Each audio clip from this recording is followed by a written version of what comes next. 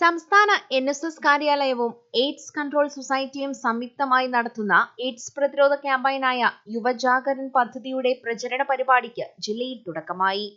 Providence women's college, KPSM higher secondary school NSS യൂണിറ്റുകൾ തുടങ്ങിയവ സംയുക്തമായാണ് പരിപാടി സംഘടിപ്പിച്ചത്. യുവജാഗരൺ പദ്ധതിയുടെ ഭാഗമായി 1 വർഷം നീണ്ടുനിൽക്കുന്ന പദ്ധതിയാണ് ജില്ലയിൽ നടപ്പാക്കുന്നത്. ലഹരി ഉപയോഗം കൂടുമ്പോൾ HIV ബാധിതരുടെ എണ്ണം വർദ്ധിക്കുന്നതിനാൽ പൊതു ഇടങ്ങളിൽ ജാഗ്രതയുണ്ടാക്കുക എന്ന ലക്ഷ്യത്തോടെ വിവിധ പ്രചരണ പരിപാടികളാണ് സംഘടിപ്പിക്കുന്നത്. റെഡ് റൺ, ക്വിസ് മത്സരം, door to door campaign, IEC van campaign, fail campaign, flash mob എന്നിവ പരിപാടിയുടെ ഭാഗമായി സംഘടിപ്പിക്കുന്നുണ്ട്.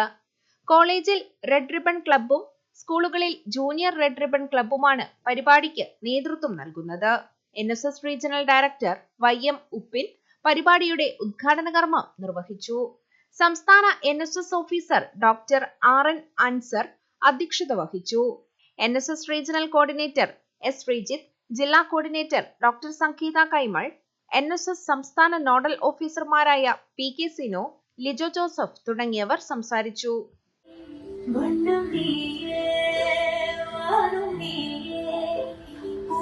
നീ